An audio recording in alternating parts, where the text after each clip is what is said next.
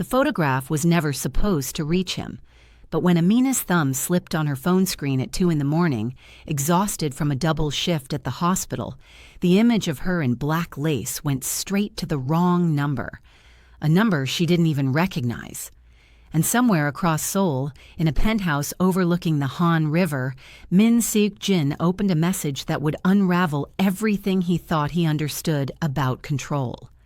He stared at the screen for 17 seconds. Then he saved the number. As we dive in, like and subscribe to see how one accidental message can change 2 lives forever. Amina realized her mistake exactly 4 seconds after she hit send. Her heart stopped. Actually stopped. She sat up in her tiny studio apartment, the Seoul skyline blinking through her window, and felt everything inside her freeze. The message showed as delivered, read, and she didn't even know whose number it was. No, no, no, she whispered, frantically scrolling through her contacts. It was supposed to go to Kareem, her ex, the one who said she wasn't adventurous enough, wasn't exciting enough, wasn't enough. The one who'd moved back to Algeria 6 months ago and told her long distance would never work. She'd been petty, maybe. Desperate to prove something. Stupid, definitely. And now, her phone buzzed. Unknown number. Wrong person? She couldn't breathe. Couldn't think. Her hands were shaking so badly she almost dropped the phone. Amina, I'm so sorry. That wasn't meant for you. Please delete it. The response came immediately. Unknown number. Already did. Relief crashed through her, but it felt strange. Empty, almost. Hollow. She dropped the phone on her bed and pressed her hands to her face. What was she even doing? Sending photos to an ex who didn't care? She was 22, working herself half to death as a nurse in a foreign country, thousands of miles from Algiers, and still trying to prove herself to someone who never saw her worth. Pathetic. She turned off her phone and tried to sleep, but sleep wouldn't come. Just replays of that moment, over and over. The humiliation, the shame, the wondering who'd seen her at her most vulnerable.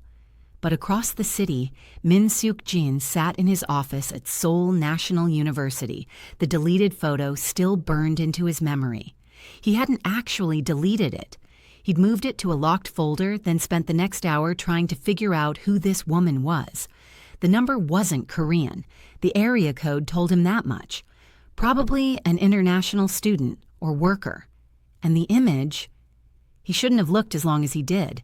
Shouldn't have memorized the curve of her shoulder, the uncertainty in her eyes, the way her dark hair fell across her collarbone. But something about her eyes, the vulnerability mixed with defiance, the way she seemed both bold and terrified. He saved her contact as wrong number. Then he went back to grading papers, but his mind stayed somewhere else entirely. Somewhere dangerous. Somewhere he hadn't allowed himself to go in years. The next morning, Amina walked into Seoul Medical Center, trying to forget the whole thing happened. Her shift started at 6, and by 7 she was already drowning in patient charts and medication rounds. Korea had given her opportunities Algeria couldn't, but it also gave her exhaustion, loneliness, and a language barrier that made everything twice as hard. Her Korean was decent, but medical terminology was a whole different beast. Amina-si, her supervisor called.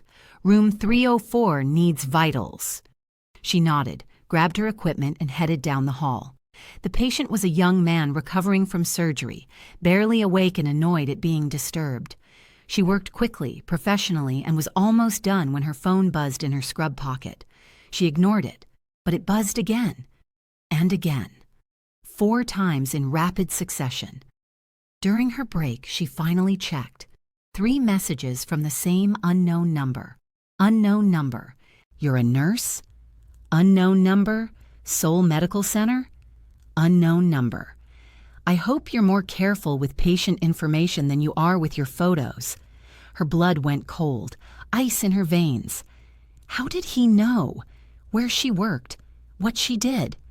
She looked around the break room, suddenly paranoid, feeling eyes on her that weren't there. then typed back with shaking fingers, "Amina, who are you?" The reply took 3 minutes. 3 agonizing minutes where she couldn't breathe properly. Unknown number. Someone who doesn't forget faces. She blocked the number immediately, reported it to her supervisor as a potential stalker, filed it away in her mind as just another creep she'd have to avoid. But that night, when her shift ended and she walked to the subway station in the dark, she felt eyes on her, watching, following maybe. She turned around twice, saw nothing but shadows and streetlights, and convinced herself she was being ridiculous, paranoid, letting fear control her. Min Seok-jin watched her from his car across the street. He told himself he was just curious, that it was coincidence he'd been consulting at Seoul Medical Center this week, reviewing their trauma protocols, that he'd happened to see her name on a staff directory, that he'd stayed late just to catch a glimpse of who she was, just to confirm she was real. But he knew the truth. He was already too far gone, already obsessed, already thinking about her in ways that terrified him. Later that week, Amina unblocked the number. She didn't know why. Curiosity, probably. Stupidity. Definitely. But she needed to know who he was, how he'd found her, what he wanted. "Amina, stop watching me." The response came an hour later, like he'd been waiting for her to reach out. Unknown number. "I'm protecting you. There's a difference." Her hands trembled as she read the message 3 times. "Amina, I don't need protection from a stranger." Unknown number. "You do. You just don't know it yet." Unknown number. Seoul isn't as safe as you think, especially not for someone who stands out the way you do. She should have blocked him again, should have reported him to the police, should have changed her number. But something in his words felt honest, not creepy, not threatening, just certain. Like he actually believed he was doing something necessary, something important. "Amina, then tell me your name." The pause lasted so long she thought he wouldn't answer. 5 minutes. 10. She set her phone down, made tea, convinced herself he was gone. Then her phone buzzed. Unknown number. Seok-jin. Just that. Nothing else. No last name, no explanation. But it felt like a gift, like he'd given her something he didn't give easily, something valuable. "Amina, why are you doing this?" Seok-jin. "Because I can't stop thinking about you." Her breath caught, not because it was romantic, not because it was flattering, but because it was true, raw. The kind of honesty that scared her more than any threat could. She didn't reply, turned off her phone, and spent the next 2 days pretending none of this was happening. By the end of the week, she'd convinced herself to ignore him entirely, block him for real this time, move on, forget. But then her supervisor assigned her to a special case, a visiting professor who needed medical monitoring during his lectures due to a recent health scare. Standard procedure, easy work, just check vitals during breaks, make sure he didn't collapse mid-lecture, until she walked into the lecture hall and saw him. Min Seok-jin stood at the front of the auditorium, commanding the attention of 200 students without even trying. He was tall, broader than she expected, with dark eyes that swept the room like he owned every inch of it, like he could see straight through everyone there. His presence was impossible to ignore, intimidating, magnetic, dangerous in ways she couldn't quite define. And when his gaze landed on her, standing frozen in the doorway with her medical bag, clutched to her chest, something shifted in his expression. Recognition, possession, hunger, but also relief. Like he'd been waiting for her, expecting her. He didn't smile, didn't acknowledge her beyond that single look. But she felt it, the weight of his attention, the certainty that everything had just changed, that there was no going back from this moment. She was supposed to monitor his vitals during breaks between lectures, stay professional, keep her distance, treat him like any other patient. But when the first break came and he walked toward her, slow and deliberate, She knew professional was already impossible. "You're my nurse today." His voice was quiet, controlled, but there was something underneath it, something dark and wanting and barely restrained. "Yes, Professor Min." She kept her tone even, clinical. "If you'll have a seat, I need to check your blood pressure and heart rate." "Seok Jin," he corrected, settling into the chair she indicated. "You already know my name." Her face burned. We shouldn't." "You're right." He rolled up his sleeve without being asked, offering his arm. "We shouldn't. But here we are." She checked his blood pressure in silence, hyper-aware of how close he was, how his skin felt under her fingers, warm and solid, how his breathing changed slightly when she touched his wrist to check his pulse, how his eyes never left her face. "Normal," she said, stepping back quickly, too quickly. "Everything looks good." "Is it?" He looked at her like he knew exactly what she was feeling, like he could see straight through her professional mask. "Because mine hasn't been normal since you sent that photo." "I said I was sorry." "Don't be." He stood towering over her petite frame, making her feel small but not threatened, protected almost. "I'm not." Then he walked back to his lecture like nothing happened, leaving her standing there with her pulse racing and her mind screaming at her to run, to transfer to a different hospital, to book a flight back to Algeria and forget any of this ever happened. But she didn't. Later that evening, she found a note slipped into her medical bag. Small, folded precisely. Just an address and a time written in elegant handwriting. "Tomorrow, 8 p.m. I'll explain everything." She crumpled it immediately, threw it away in the hospital trash. This was insane. He was a professor, probably powerful, definitely dangerous in ways she couldn't even define. She didn't know him, didn't trust him, didn't need this complication in her already complicated life. But at 7:55 p.m. the next night, she stood outside an expensive restaurant in Gangnam, wearing the nicest dress she owned, a deep green that made her brown skin glow, and feeling completely out of place among the designer-clad people walking past. He appeared exactly at 8, dressed in all black, looking like he'd stepped out of some dark fairy tale, some dangerous dream. "You came," he said quietly, like he hadn't been sure she would. "I shouldn't have." "No," he agreed, something like admiration in his eyes. "You shouldn't have. But I'm glad you did." He led her inside, to a private room overlooking the city, and for the first time since this all started, she saw something in his eyes that wasn't just desire or obsession, fear. Real, genuine fear. "I need you to understand something," he said once they were alone, once the door was closed and it was just them and the city lights below. "I'm not normal. My life isn't normal. My family isn't normal. And if you stay, if you let this continue, everything will change. For both of us." "What are you talking about?" She set down her water glass, suddenly wary. He hesitated, like the words were physically difficult, like he was breaking some sacred rule just by speaking. "My family, we're not just academics. We control things, people. Businesses that operate in shadows. My father built an empire on fear and loyalty, and I inherited that empire whether I wanted it or not." The truth hit her slowly, pieces falling into place. Yes." His jaw tightened. "And people who get close to me become targets, leverage, weaknesses that can be exploited.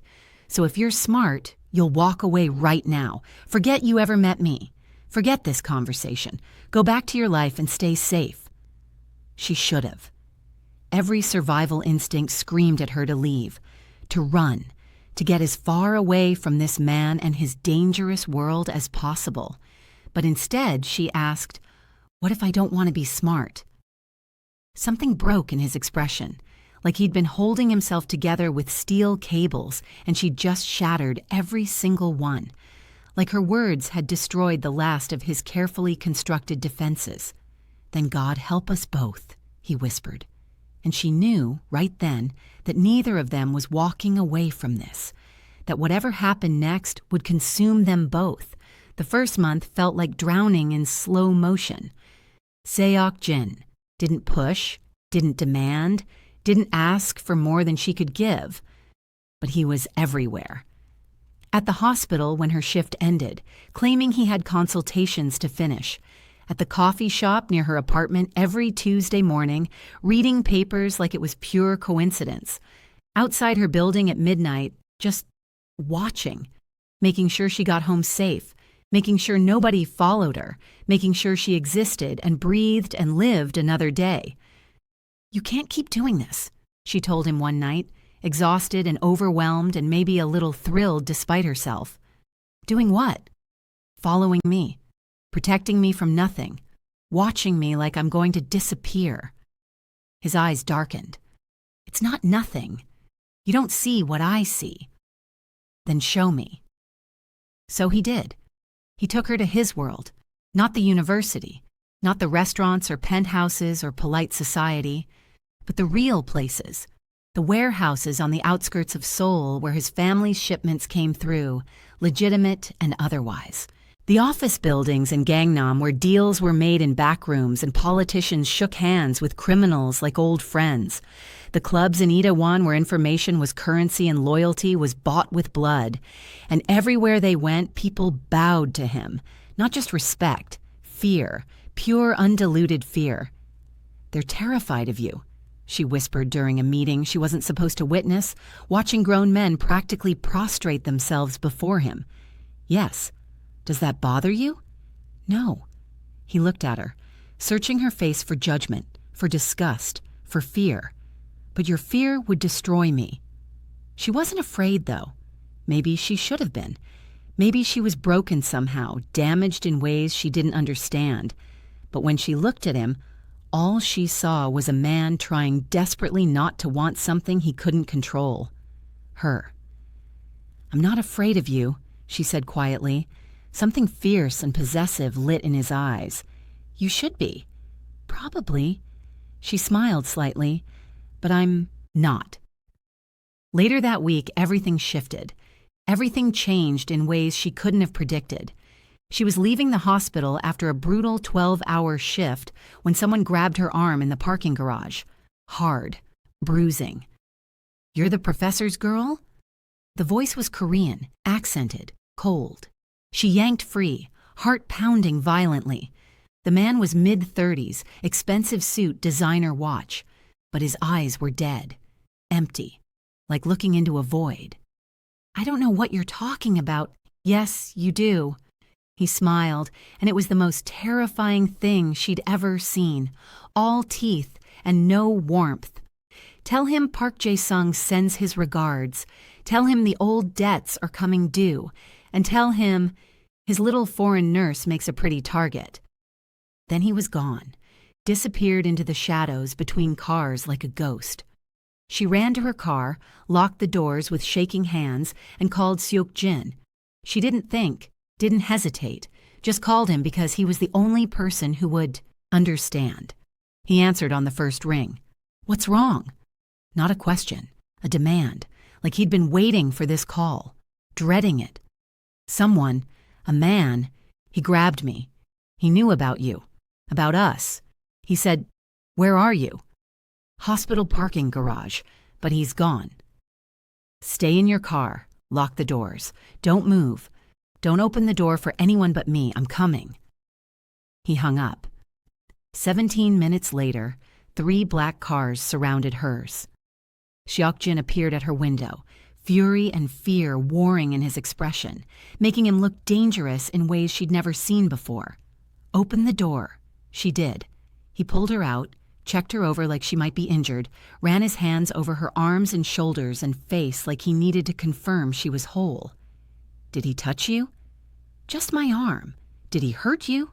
"No, but he said—" He kissed her forehead, hard, desperate, like he was trying to brand her, then pulled back like it burned him. "You're moving, tonight. This isn't negotiable." "What?" "No, this isn't a discussion, Amina." His voice was steel wrapped in silk. Park Jae-sung is my father's oldest enemy. They've been at war for 30 years. If he knows about you, you're already a target, already in danger, and I will not lose you to his games." She wanted to argue, to tell him she could take care of herself, that she didn't need rescuing, but the fear in his eyes, the genuine terror that something might happen to her, stopped her cold. "Where?" she asked quietly. "With me." The penthouse was ridiculous, floor-to-ceiling windows offering views of the entire city, designer everything, a kitchen that looked like it had never been used, art on the walls that probably cost more than her entire year's salary. But what struck her most was how empty it felt, like a showroom, a display. No photos, no personal items, nothing that said an actual human lived here. Just expensive furniture and beautiful views and crushing loneliness. "You can have the guest room," he said, setting her hastily packed bag down in the entryway. "Or the master bedroom. Whatever makes you comfortable. I'll sleep in my office." "Where will you actually sleep?" "Office. Couch, probably. Maybe not at all." He ran a hand through his hair, agitated. "I don't sleep much anyway." He was lying. She could see the exhaustion in the lines around his eyes, the tension in his shoulders, the way he moved like someone running on fumes and willpower. "Seok Jin, I need you safe." He cut her off, his voice rough. "That's all that matters right now. Everything else we can figure out later. But you safe. You here where I can protect you. That's non-negotiable." 3 days later, she still hadn't seen him sleep.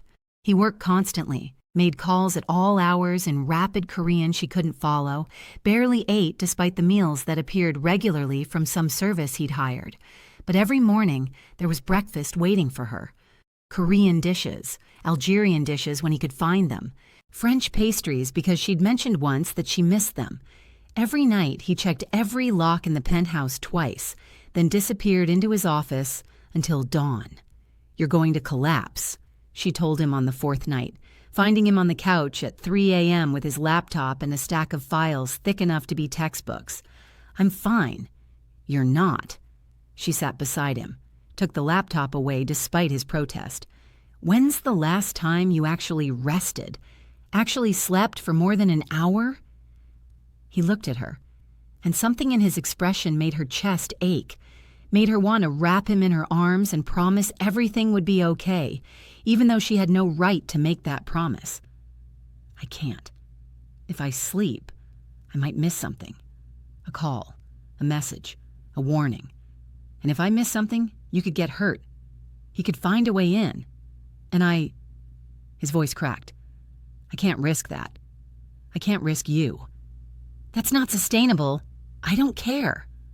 The words were almost violent. "Do you understand? I don't care if it's sustainable. I don't care if it destroys me. I don't care if I work myself into the ground. You're safe. You're here. That's the only thing that matters. The only thing." She reached for his hand. He let her take it, his fingers threading through hers like he'd been waiting for permission to touch her. "Then let me help," she said quietly. "You can't protect me if you're falling apart, and you are falling apart, Seok-jin. I can see it." Something shifted between them, a surrender maybe, an acknowledgement that he couldn't do this alone.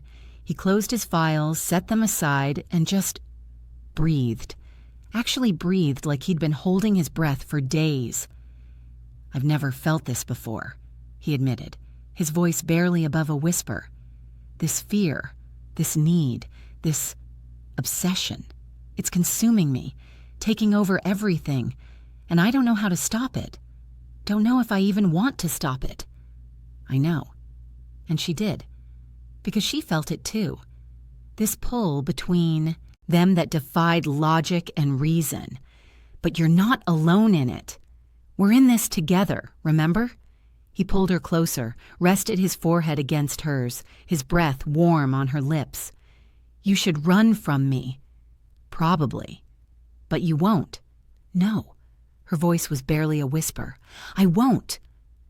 The next morning, she woke up on the couch with his jacket draped over her like a blanket. He was gone, but there was a note on the coffee table in his precise handwriting. Had to handle something. Guards are outside. Don't leave without them. Please. The please made her smile despite everything. But the smile faded when she checked her phone and saw 17 missed calls from the hospital. She'd taken emergency leave after the parking garage incident, but apparently there was a situation, an emergency, something they needed her for specifically. She called back.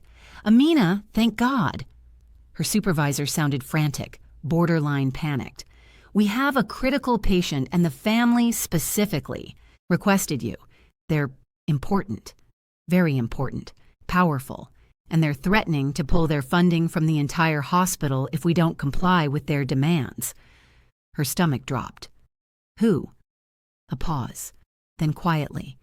"The Min family." Of course. Of course. An hour later, she walked into a private hospital suite that looked more like a luxury hotel room and found Min Seok-jin's father lying in bed, looking far too healthy to be hospitalized. Looking, in fact, like he'd orchestrated this entire situation. "So you're the nurse my son is destroying his reputation over," the old man said in perfect English, his accent almost undetectable.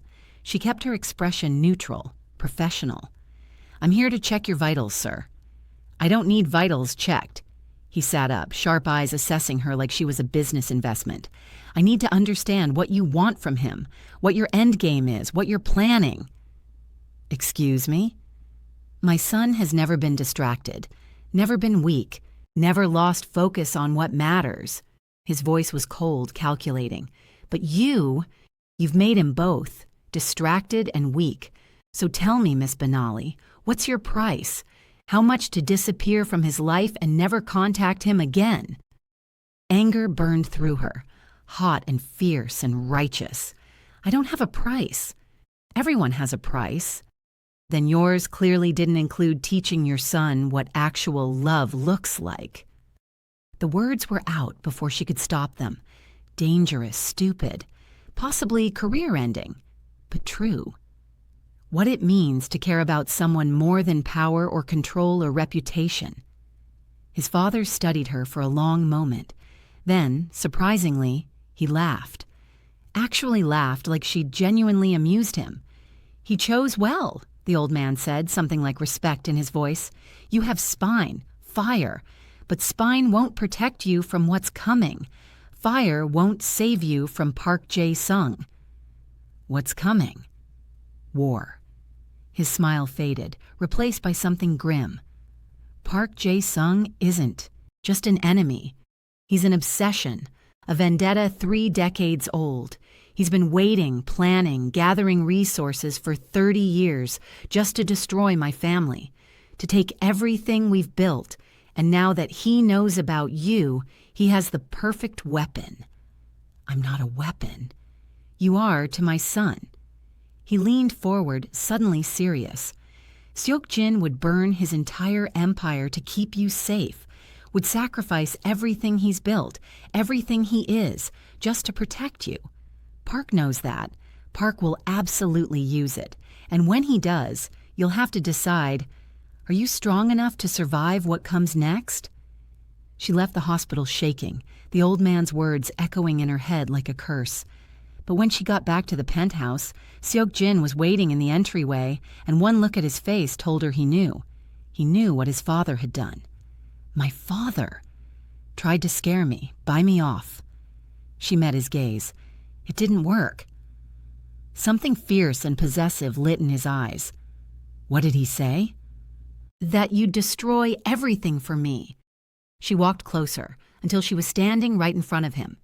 "That Park Jae-sung would use me as a weapon against you, that I need to be strong enough to survive what's coming." And is it true? Would you really destroy everything?" "Yes." No hesitation, no shame, no doubt. Every word, every promise. "I would burn my entire world to ash if it meant keeping you safe." She should have been terrified, should have run screaming. Should have taken his father's hypothetical money and disappeared back to Algeria where she'd be safe.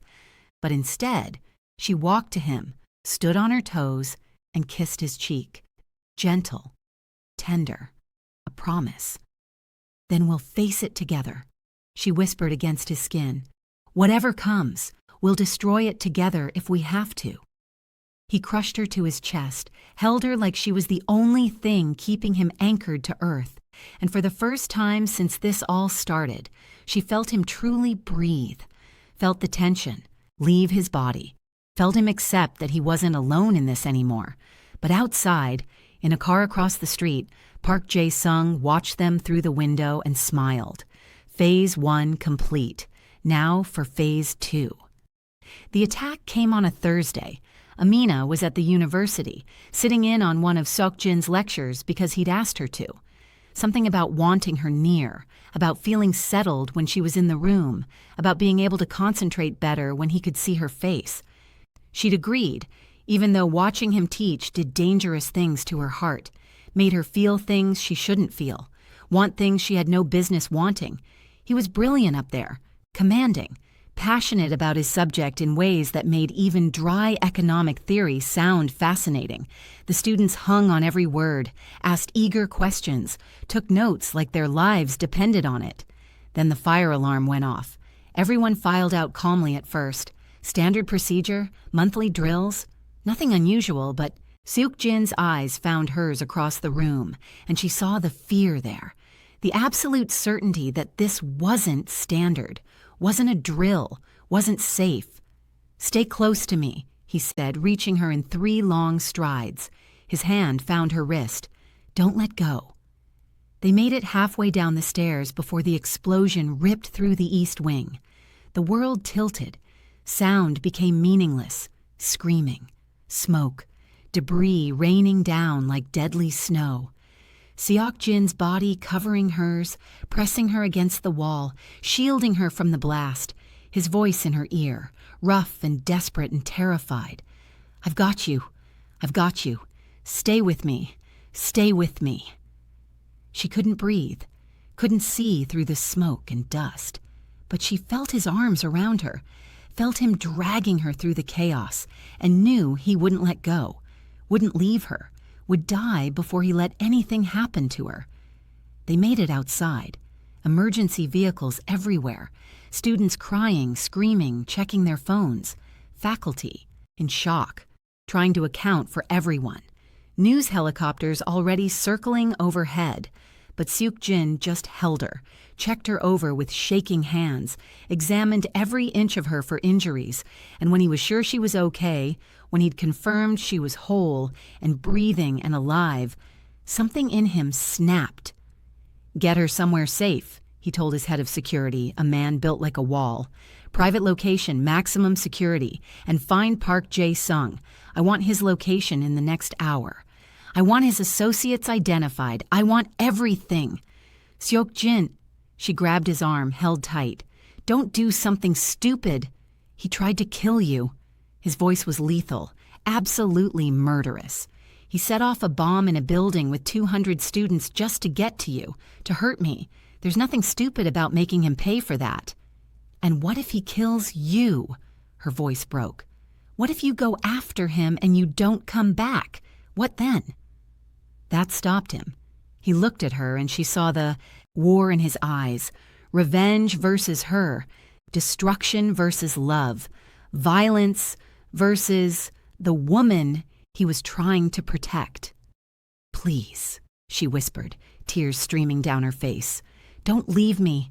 Don't go somewhere I can't follow. Don't make me lose you when I just found you." He pulled her close, pressed his lips to her hair, breathed her in like she was oxygen. "Never. I swear, I will never leave you. Never." But that night, while she slept in his penthouse under armed guard, exhausted from fear and adrenaline, he went to war anyway. She found out from the news. 3 of Park Jae-sung's warehouses burned to the ground within hours of each other. 2 of his key associates arrested on charges that appeared out of nowhere. Evidence that had been buried for years suddenly surfacing. His main office raided by police who'd been paid to look the other way for decades, now suddenly interested in justice. His assets frozen, his connections severed, his empire crumbling in real time. Min Seok-jin had declared war, and he was winning. When he came home at dawn, blood on his knuckles and exhaustion in every line of his body, she was waiting in the living room, awake, furious, terrified. "You promised," she said quietly. "I didn't leave you. You left me here while you went to destroy him. That's the same thing." She stood, crossed her arms. "That's breaking your promise." He stared at her. "Would you rather I did nothing? Let him try again? Let him hurt you next time? Let him kill innocent students just to get to me?"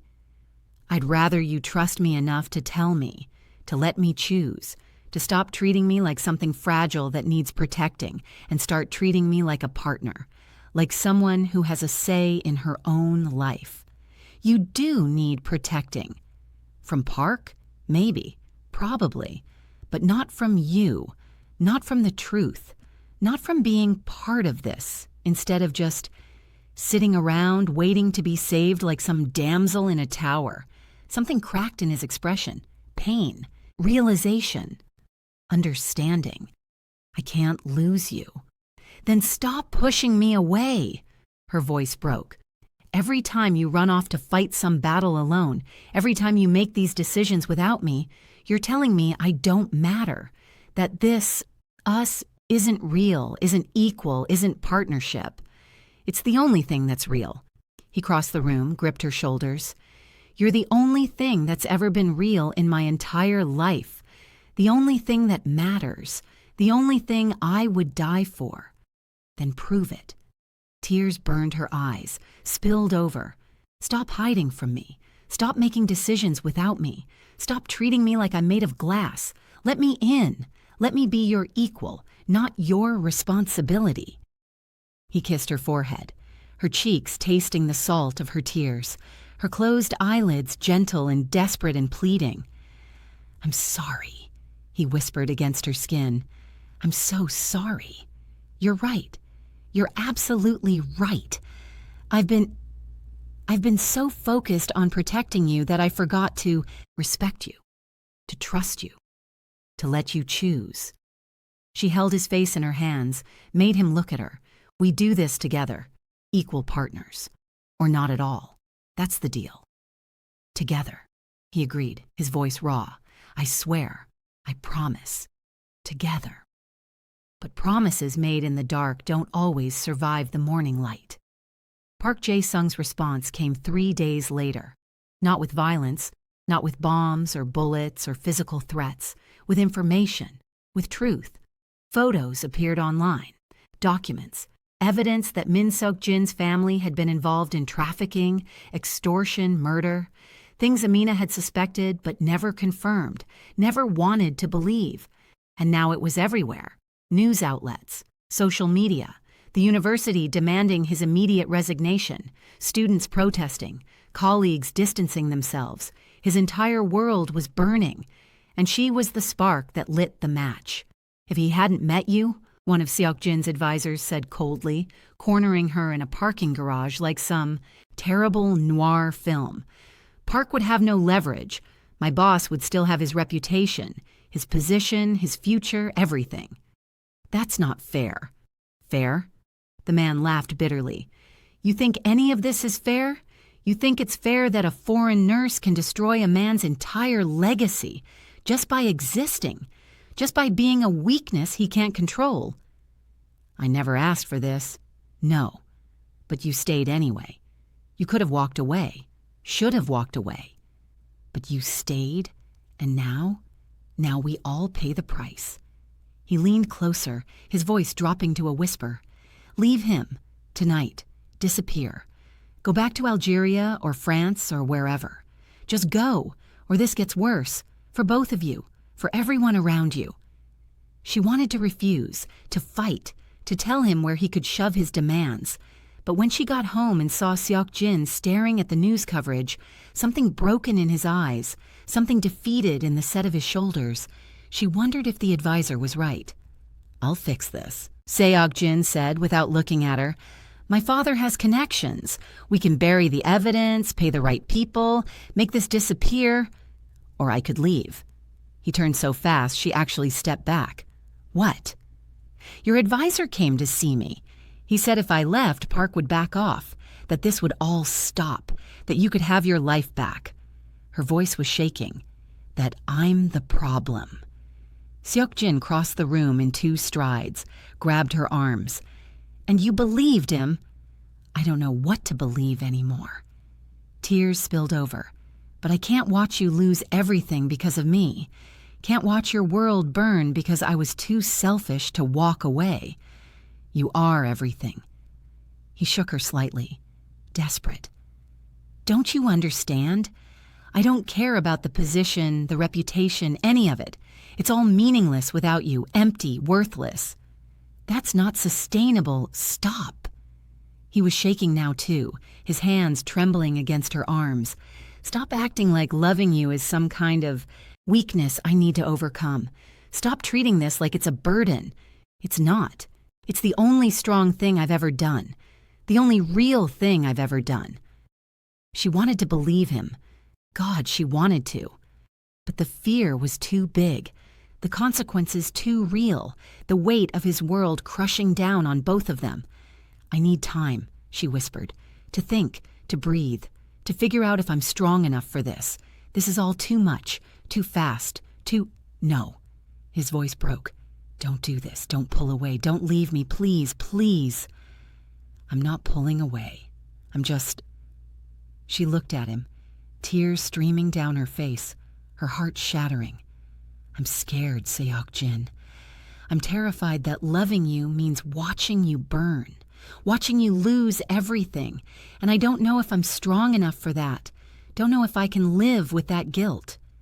He let her go, stepped back, and the devastation in his eyes nearly killed her, nearly made her take it all back. "If you need space," he said quietly, carefully, like the words were cutting him, "I'll give it to you. But Amina, this doesn't end. Us. We don't end. I won't let us end." She left that night, packed a bag, went back to her old apartment that felt foreign now, blocked his number because she knew if she didn't, she'd cave within hours, and spent the next 3 days crying and hating herself and wondering if she'd just made the biggest mistake of her life. Her apartment felt wrong, too small, too empty, too quiet without his presence filling every corner. But on the 4th day, everything changed. Her supervisor called at 6 a.m., frantic and scared and barely coherent. "Amina, you need to get to the hospital, now, right now." "What's wrong?" "It's Professor Min. He's been shot. He's in critical condition. They're saying he might not make it." The world stopped. Everything stopped. "Where?" "Seoul Medical Center, Trauma Wing. Please hurry." She ran, didn't think, didn't breathe. Just ran through the streets in yesterday's clothes, her heart threatening to explode, praying to every god she'd ever heard of. "Please, God, Allah, anyone, please don't take him. Please." The hospital was chaos when she arrived. Security everywhere, news vans outside, police taking statements. But Amina pushed through all of it, her nurse's badge getting her past the first checkpoints, sheer desperation getting her the rest of the way. "Professor Min Seok-jin," she gasped at the trauma desk. "Gunshot victim. Where is he?" The nurse looked up, recognition flashing. "Are you family?" "Yes." The lie came easily. "I'm his fiancé, please. Where is he?" "Surgery, 3rd floor, but—" Amina was already running.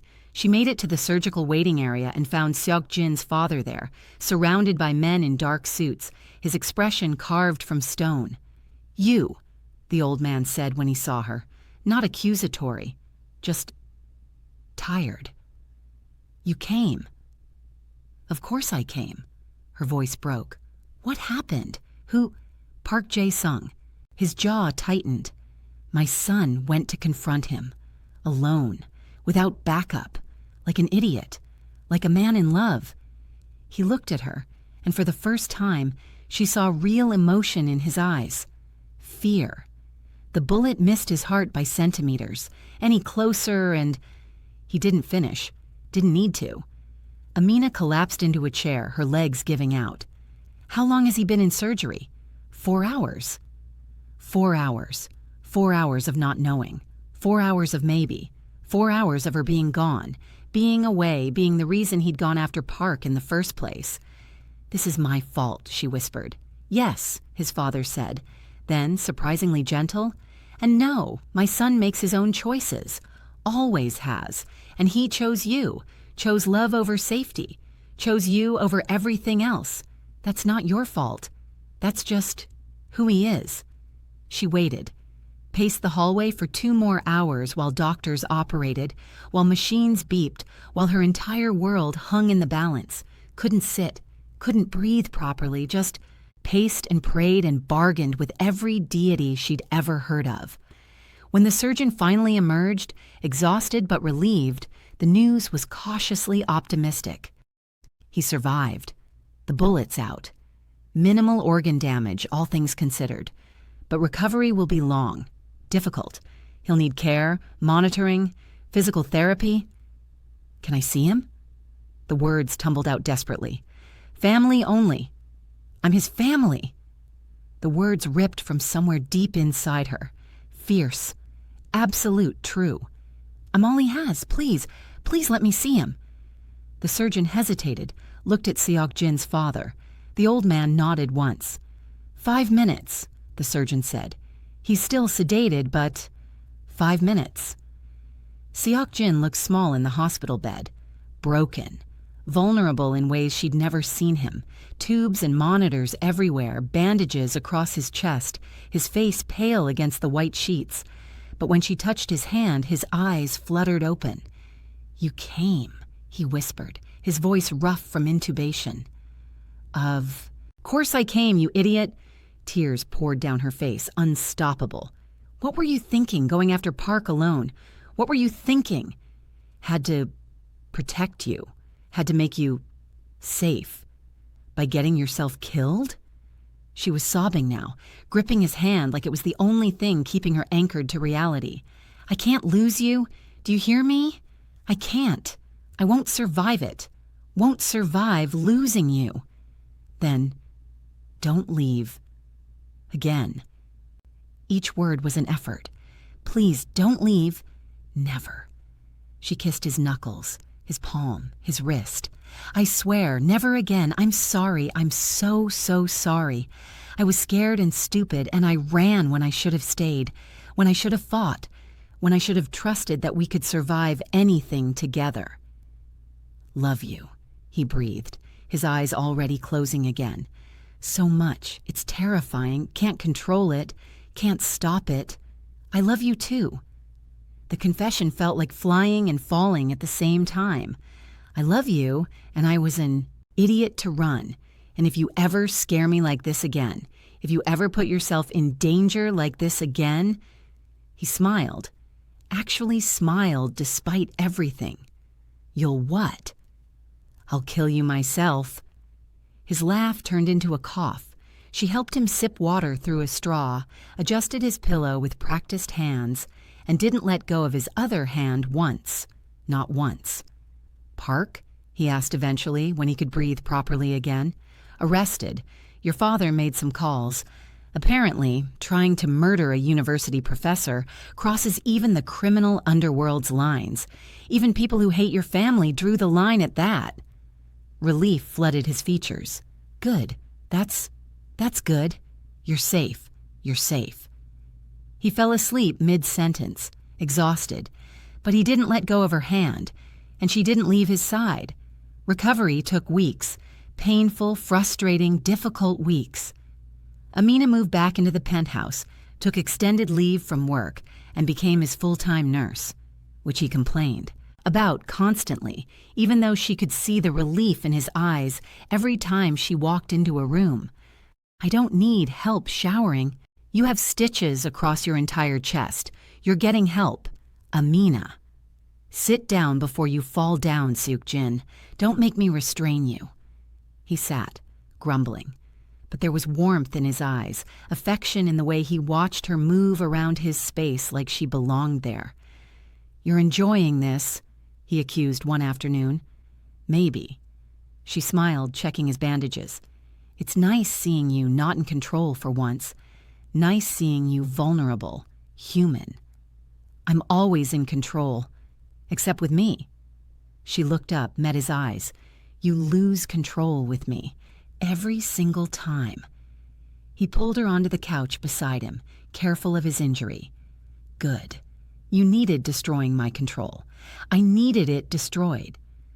She touched his face, traced the line of his jaw. "Did you?" "Yes." He caught her hand, pressed it to his chest where his heart beat steady and strong. "I was too closed off, too isolated, too convinced that being alone meant being safe. You taught me different. You showed me that being alone just meant being lonely. And now I'm terrified every single day that something will happen to you. That park has backup plans we don't know about. That someone else will try to use you against me. That loving you will put you in danger." He smiled slightly. "But I'm not lonely anymore, and that's worth the fear." She kissed his forehead, gentle and tender. "We'll face the fear together." "Together?" he agreed. Then after a pause, "Marry me." She froze. "What?" "Marry me." He wasn't joking, wasn't playing, was completely, utterly serious. "I almost died without making you mine completely, without making sure you knew, without any doubt, that you're my future, my forever, my everything, and I won't make that mistake again." "Siok Jin." "I know it's fast. I know it's intense. I know it probably seems insane." His eyes burned into hers. "But I've never been more certain of anything in my entire life. You're my home, my safety, my reason for existing, the only light in 30 years of darkness. So marry me. Please, please marry me." She should have said it was too soon, too intense, too much too fast. Should have asked for time to think, to process, to make sure this was real and not just trauma bonding. But instead, she said, "Yes." His entire face transformed. Joy, disbelief, wonder. "Yes? Yes." She laughed through her tears. "Yes, I'll marry you. Yes, I'll be your wife. Yes to all of it." He kissed her then. Not her forehead or her cheek or her hand. Her lips. Gentle. Reverent. No, not reverent. The word was banned. He kissed her lips gently. A promise. A vow. A beginning. When they pulled apart, he heaved a breath and hugged her. "I'm terrified," he admitted, "that I'll wake up and this will be a dream, that you'll change your mind, that I'll somehow ruin this." "It's real." She squeezed his hand. "We're real. And you're not going to ruin anything. We're building this together, remember?" "Together," he whispered like a prayer. The wedding was small, private. Just his father, a few trusted colleagues, and a handful of her friends from the hospital. Nothing like the elaborate ceremony his family probably expected, but it was perfect, intimate, real. When he slipped the ring on her finger, platinum with emeralds because she'd mentioned once that she loved green, his hands shook slightly. "You okay?" she whispered. "Terrified," he admitted, "that I don't deserve this. Don't deserve you. Don't deserve this much happiness." "You deserve all of it." She squeezed his hand. "You deserve love and peace and happiness and everything good, and I'm going to spend the rest of my life making sure you know that, making sure you believe it." The kiss was sweet, chaste. Just their lips meeting, promising forever in front of everyone who mattered. But that night, alone in their bedroom, he held her close and whispered, "Thank you." For what? Choosing me, staying, loving me even when I didn't know how to love myself, even when loving me meant danger and fear and uncertainty. "You always deserved it." She touched his face, made him look at her. "You just didn't believe you did, but I believed enough for both of us, and now you're starting to believe too." "I believe it now." He kissed her palm. Because you made me believe. Because you showed me what love actually looks like, what it actually means. 3 months later, she realized her period was late. She stared at the pregnancy test for 10 minutes, processing, panicking, then crying, then laughing. Because this was happening, she was going to have Seok Jin's baby. They were going to be parents. When she told him, he went completely still. You're sure? 3 tests, all positive. She held up the evidence. Very sure. He sat down, hard, like his legs gave out, like reality had just tilted sideways. Seok-jin, say something. Please say something. He pulled her between his knees, pressed his face to her stomach, and just breathed. She felt wetness seeping through her shirt and realized he was crying. I'm going to be a father, he whispered against her skin. We're going to be parents. We're going to have a family. Are you happy? Fear crept in despite his tears, because if you're not ready, if this is too much, happy doesn't begin to cover it. He looked up at her, tears streaming down his face, joy radiating from every line of his expression. I'm terrified, overwhelmed, completely unprepared, but God, Amina, I'm so happy, so impossibly, ridiculously happy. She ran her fingers through his hair, her own tears falling. We're doing this. We're doing this. He stood, lifted her in his arms despite her protests about being careful. We're having a baby, building a family, creating something beautiful and pure and good out of all this darkness. You're beautiful, she said, quietly. He kissed her, deep, possessive, full of promise and love and forever. No, he said against her lips, we're beautiful, together, always together. The pregnancy was difficult, morning sickness that lasted all day, exhaustion, anxiety about bringing a child into their complicated world, fear about Park Jae-sung's associates, about enemies they didn't know about yet, about all the dangers lurking in shadows. But Seok-jin was there for everything, every appointment, every ultrasound, every midnight craving for specific Algerian pastries that he somehow managed to find in Seoul at 3 a.m., every moment of fear and doubt and overwhelming love. What if I'm a terrible mother? She asked one night at 3 a.m., crying over nothing and everything. Impossible. He rubbed her back, patient and gentle. You're already the best mother this baby could ask for. Already loving them, protecting them, worrying about them. That's all any child needs. You don't know that. I do. He kissed her temple. Because you love completely, fearlessly, without reservation. That's what makes you extraordinary. That's what will make you an amazing mother. Their daughter was born on a Tuesday morning in April, after 16 hours of labor that left Amina exhausted and terrified and overwhelmed, perfect, tiny, with Seok-jin's dark eyes and Amina's golden brown skin and a cry that sounded like music. She's beautiful, Amina whispered, holding her daughter for the first time, like her mother. Seok-jin held the baby with shaking hands, terrified and awed and completely in love. What should we name her? Yasmin, Amina said, thinking of jasmine flowers in Algeria.